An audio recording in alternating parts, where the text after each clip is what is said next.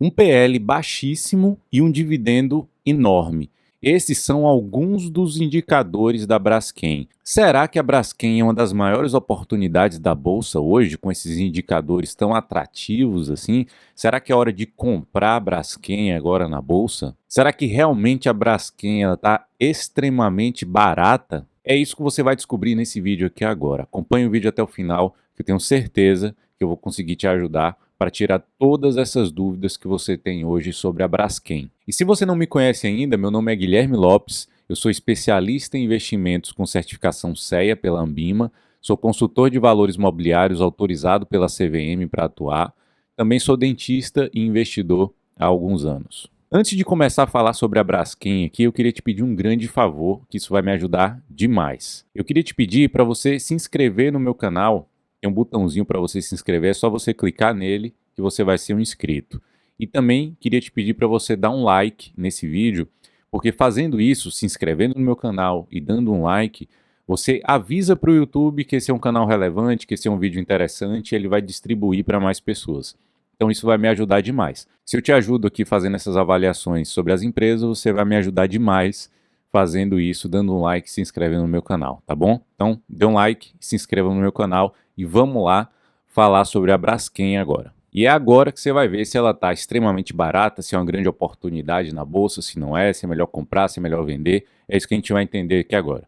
E a primeira coisa que a gente vai descobrir agora aqui é qual é a atuação da empresa, qual o seu histórico, qual o seu perfil. É isso que a gente vai entender aqui agora. A Braskem, ela foi criada em 2002 com a fusão de várias empresas. Quais são essas empresas? A Copene, OPP, Triquem, Propet, Nitrocarbono e Polialden. Juntando todas essas empresas, se formou a Braskem. E nesse mesmo ano aí de 2002, as ações elas foram listadas na Bolsa de Valores. Então ela é uma empresa com capital aberto desde 2002. Então já tem bastante histórico aí para a gente avaliar. Andando um pouquinho mais para frente, lá em 2006, ela fez a aquisição da Proliteno, que é a maior fabricante de polietileno do Brasil. Um ano depois, em 2007, ela fez a aquisição dos ativos químicos e petroquímicos do Grupo Ipiranga. E depois, em 2010, foi o início das operações fora do Brasil com a compra da Sunoco Chemicals. Avançando um pouquinho mais, em 2011, ela fez a aquisição da Dow Chemicals, ativos de polipropileno, e com isso, com essa aquisição aí, ela incorporou 2 fábricas nos Estados Unidos e 2 na Alemanha. E alguns anos depois, em 2016, ela fez a inauguração do complexo Braskem Idesa no México. E esse complexo tem a capacidade de produção integrada de 1,05 milhão de toneladas de eteno e polietileno por ano. Então você viu aí que hoje ela já está inclusive nos Estados Unidos, na Alemanha e no México também. E atualmente a Braskem é líder na produção de resina termoplástica das Américas. Eu falei vários termos aqui, polietileno, polipropileno, resina termoplástica.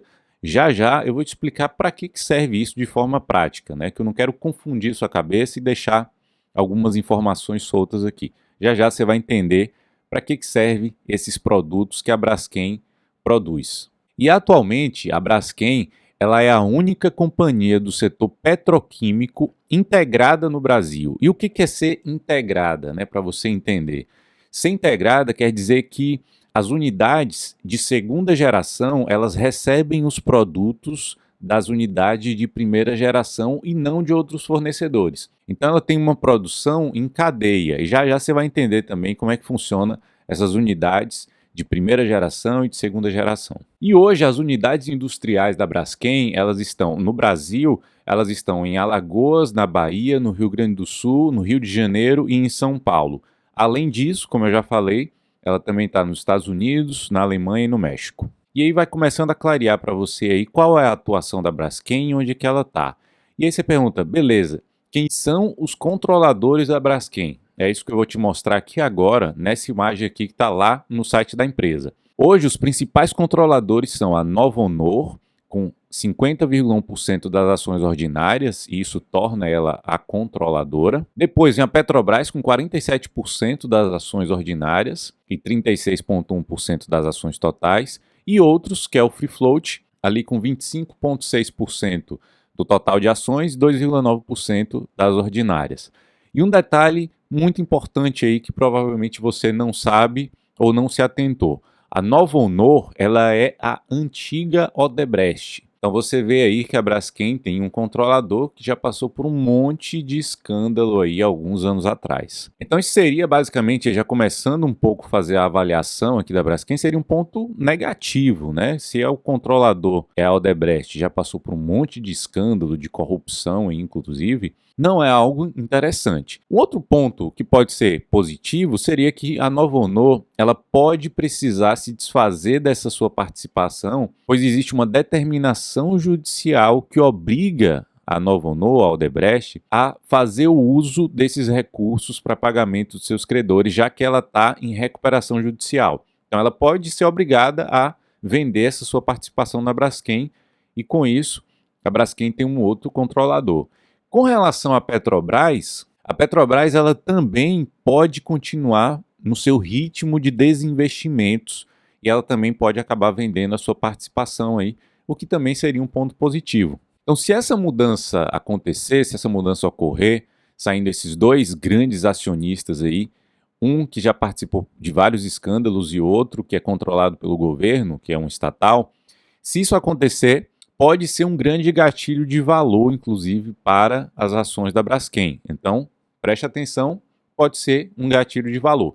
Mas ninguém sabe quando isso vai acontecer e se isso vai acontecer de fato. Tá? Mas seria só um ponto interessante para você ficar sabendo aqui com relação a isso. Um outro ponto que eu acho que vale muito a pena você ficar sabendo aqui é o modelo de negócios da Braskem, né? Você sabe o que ela faz, o que ela produz, mas você precisa entender como é que gira essa cadeia aí, que foi aquilo que eu falei lá, das unidades de primeira geração, unidades de segunda geração. Vamos lá. A primeira geração da Braskem são as unidades de químicos. Ela utiliza nafta ou gás, que é o etano ou propano, como matéria-prima para a produção de eteno, propeno, e benzeno, tolueno e xileno. Aí você fala, poxa Guilherme, você está confundindo demais, são muitas palavras difíceis aí, eu não sou químico, não sei para que isso serve. E eu vou te falar para que essas coisas servem já já. Nesse caso, esses produtos de primeira geração, eles podem ser comercializados para terceiros, ou seja, ela pode vender para outras empresas, ou ela pode fornecer para as unidades de segunda geração, que é da própria Braskem. E o que é essa unidade de segunda geração? Segunda geração são as unidades de poliolefinas. Elas utilizam eteno e propeno para a produção de polietileno e polipropileno. Esses produtos de segunda geração, eles costumam ser comercializados para empresas transformadoras de plásticos e essas, por sua vez, fazem o produto final. Então, o que é, Guilherme, afinal de contas, esse tanto de nome aí? O polietileno, ele é uma resina usada como matéria-prima para a fabricação de produtos plásticos, como embalagens, produtos de limpeza, higiene pessoal, sacolas, etc. O polipropileno é uma resina com grande aplicação na indústria automobilística, gabinete de produtos eletrodomésticos, sacos para fertilizantes, sementes, cimentos, copos e pratos descartáveis. Então você vê que os produtos que a Braskem faz ali estão ali no início da cadeia de vários produtos que a gente conhece aí. Plásticos, sacolas, embalagens, sacos, etc. Então, apesar de ter vários nomes ali difíceis, que basicamente quem não é da área de química não vai entender, não vai saber para que serve. Mas é basicamente isso. É a principal matéria-prima para a produção desses plásticos aí que eu acabei de falar. Então você já viu aí que as unidades de primeira geração, ela faz alguns produtos que podem ser vendidos para outras empresas ou para as unidades de segunda geração. As unidades de segunda geração, ela faz produtos que podem ser vendidos para outras empresas para transformar em plástico, sacolas, embalagens, etc.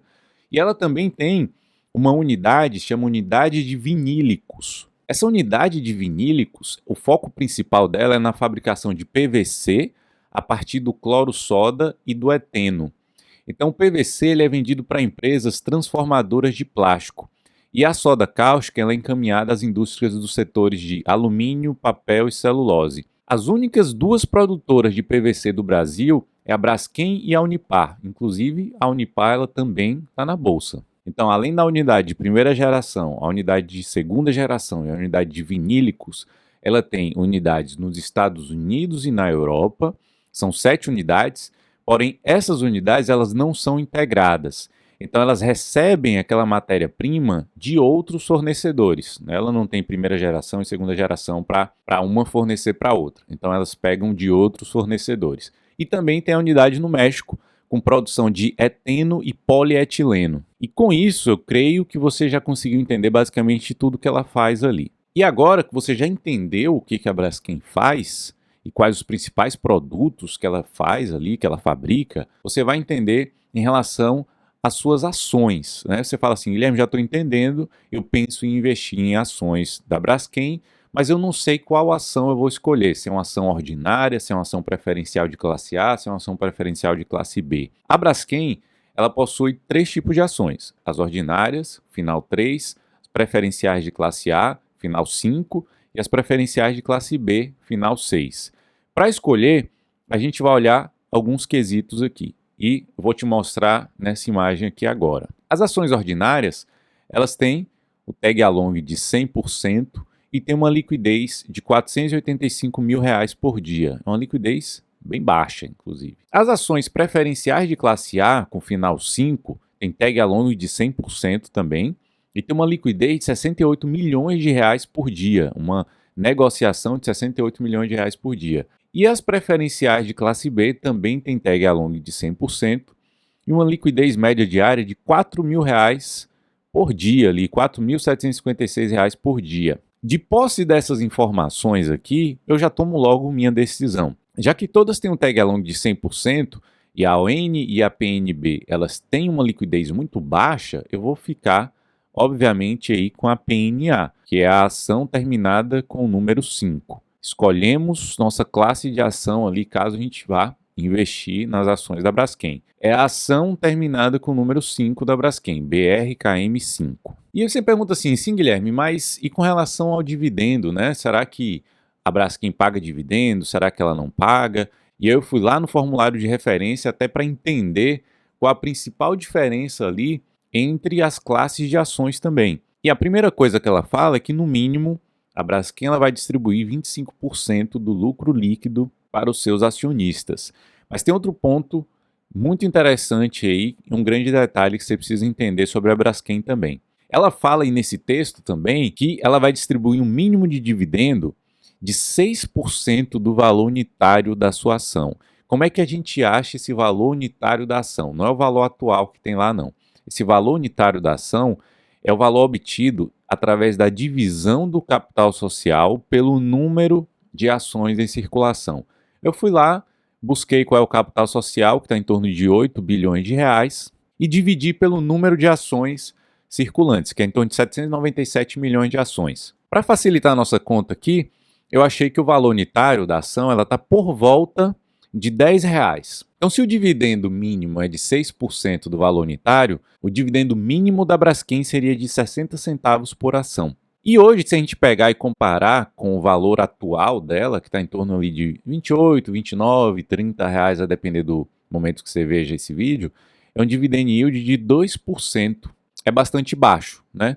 Mas é óbvio que, primeiro, ela leva em consideração o lucro líquido. Se o lucro líquido for bem acima disso, ela vai distribuir o mínimo de 25%. Então, ela vai sempre distribuir ali aquilo que for maior, ou 25% do lucro líquido, ou 6% do valor unitário da sua ação. Mas esse é um ponto que eu acho que vale super a pena chamar a atenção em relação ao dividendo da Braskem. E agora que você já viu o que a Braskem faz, você já viu o modelo de negócio, já viu quem são os principais acionistas, você já viu a questão do dividendo, vamos começar a entrar aqui pelos resultados agora aqui do segundo trimestre de 2022 da Braskem e entender o que é que está acontecendo. E uma das coisas que você tem que saber aqui é que a nafta é uma das principais matérias-primas empregadas na fabricação dos produtos da Braskem. Nesse gráfico aí, inclusive, ela mostra que a companhia ela já vem reduzindo a exposição à nafta. E a nafta ela é um produto que é derivada do petróleo. Aí você pode imaginar, né? Se o petróleo sobe, os custos da Braskem também vai subir, já que ela usa a nafta que vem do petróleo para fazer seus produtos. Só que ela fala aí nesse gráfico, inclusive, que a companhia já reduziu de forma significativa a sua exposição à nafta. Hoje está lá em torno de 36%. Outra grande parte ali, que inclusive já até ultrapassou a nafta, é o de propeno, depois vem de gás e de etanol. E outra coisa que você precisa saber e entender é do evento geológico de Alagoas, que afetou um bairro inteiro lá de Maceió, e a Braskem vai ter que pagar ali aproximadamente 12 bilhões de reais, bastante dinheiro, de indenização para os moradores ali daquela região. E, inclusive, a empresa ela não descarta que outros desdobramentos possam acontecer, inclusive ali financeiros para a empresa. Então pode vir até outras coisas ali a mais. Então esse é um ponto que a gente tem que ficar sempre ligado em relação a isso. Então 2 pontos super importantes aí, que é a relação da nafta e do evento em Alagoas. Outras coisas que a gente deve olhar na Braskem são os indicadores, né?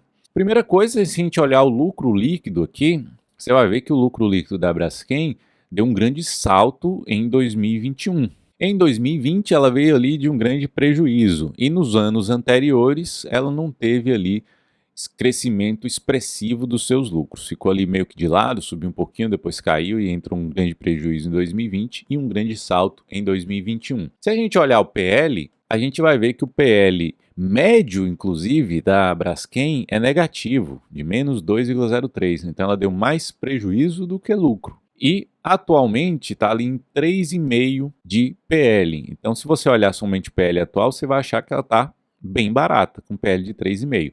Mas será que isso é recorrente? Será que o lucro tende a crescer? É isso que a gente vai continuar olhando aqui e avaliando. Quando a gente olha o dividend yield médio dela sempre foi mais alto também, 7,9.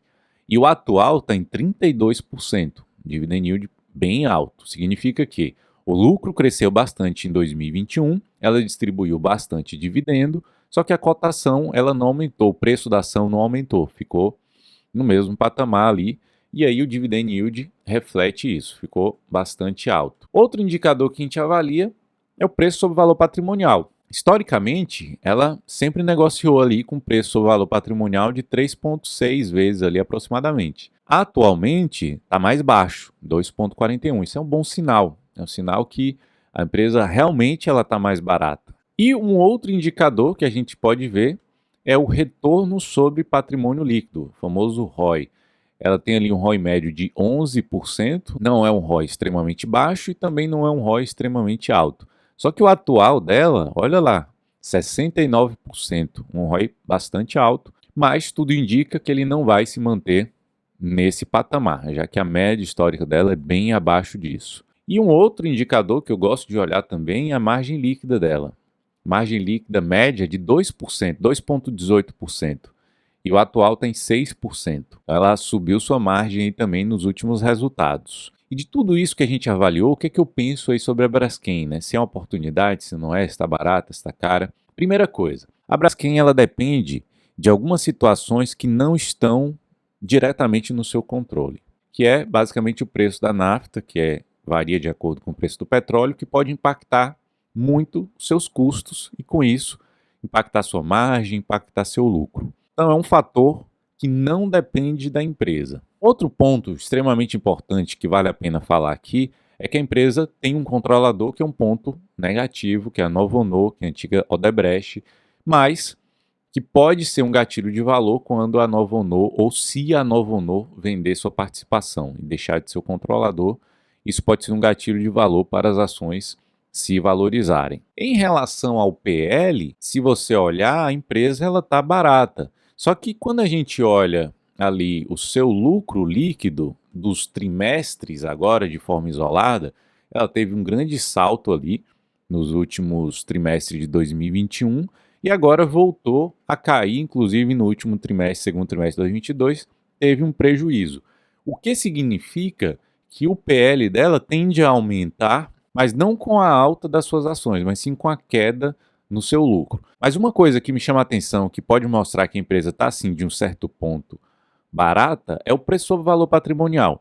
Historicamente, ela sempre negociou ali com preço sobre valor patrimonial acima do que está hoje, e bem acima do que está hoje. Então, realmente esse é um ponto de atenção que pode voltar ali para o valor histórico dela. Então, de fato, a minha síntese aqui, minha opinião geral, é que a Braskem ela pode estar barata sim, pode ter um gap ali para voltar para o preço de valor patrimonial próximo ao histórico, mas é algo que a empresa é muito complexa, ela tem custos ali que podem aumentar, que não depende da empresa, então é uma situação complexa, mas que tem alguns indicadores que mostram que realmente ela pode estar sim mais barata. Então a minha opinião é essa, que ela pode realmente estar um pouco mais barata, ela pode fechar esse gap ali de preço sobre valor patrimonial, só que tem alguns fatores que podem interferir negativamente na empresa ou positivamente, né, fechando esse gap de uma forma mais rápida. Só que são fatores de difícil avaliação, fatores mais complexos, então é preciso de uma grande margem de segurança ali